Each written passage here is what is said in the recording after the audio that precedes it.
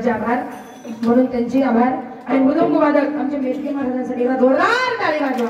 गोड मृदंग वाजवलं अतिशय सुंदर फार महाराजांनी बडसाट केली. तुमचे आभार. ज्यांनी सुंदर अशी साऊंड सिस्टमची साथ दिली त्याच्यासाठी टाळी वाजवा पटापटा. म्हणजे तुम्ही मोकळे मी मोकळे त्यांचेही या ठिकाणी परत एकदा मनापासून आभार. आणि तुम्ही जमलेले सगळे सामाजिक राजकीय धार्मिक क्षेत्रातील मान्यवर मंडळी तुमच्यासाठी एकदा जोरदार टाळी. कारण तुमच्याशिवाय आमच्या कार्यक्रमाला शोभा नाही. ऐकाने तुम्ही आहे म्हणून आम्हाला शोभा आहे. तुम्ही ऐकताय म्हणून आम्ही देतोय. परत एकदा सगळ्यांचे आभार. म्हणून तुकोबाराय म्हणतात आम्ही साक्षी येऊन सांगतो का देव भक्ताला वेगवेगळ्या अवतारामध्ये मदत करतो. तू का माने साक्षी तरी ले प्रगट केले प्रगटा तो हा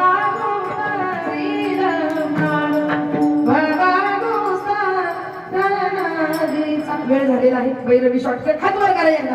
तुम्ही मोकळी मी मोकळी जायला आहे का हात वर झाले का. नानो माराया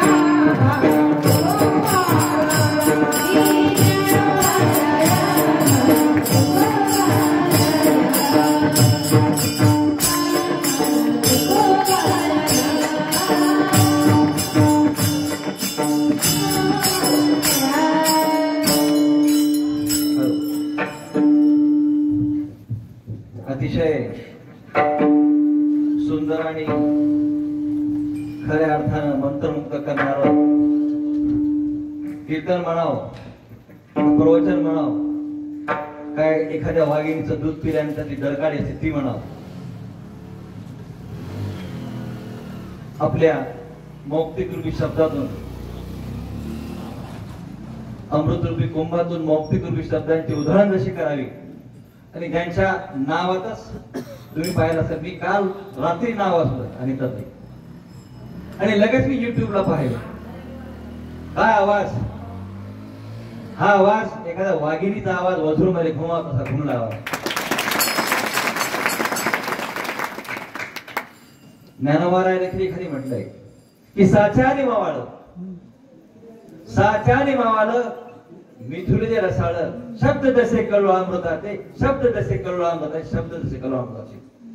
खरंच या ठिकाणी म्हणावे तेवढे शब्द कमी आहेत. अगदी अमृताचा कल्लोळ या ठिकाणी झाला असं म्हणत वावगं नाही. मी नाही तर साक्षात माऊलीने म्हटलंय आणि त्यांच्यासाठी ही पदोपदी लागू पडते. तुकाराम महाराजाचा जो संदेश आहे तो द्यायचा त्यांनी दिलाय. सांगितलं त्यांनी की म्हणून शरण जावे सर्व भाव देवासी. निश्चितच संतांच्या पायाला शरण जायलाच पाहिजे. संत चरण लागत सहज वासनेचे बीज जाईल जळून. ती वासना माणसाची जळून गेली पाहिजे. आणि जोपर्यंत माणसाचे षडरिपू कमी होणार नाही द्वेष मत्सर कमी होणार नाही तोपर्यंत माणूस माणसाला ओळखणार नाही. इतकं जाजवले शक्ती म्हणून आपण बाळूमामाला मानतो संतांना मानतो. मी पण बरेच जण माहित असेल नसेल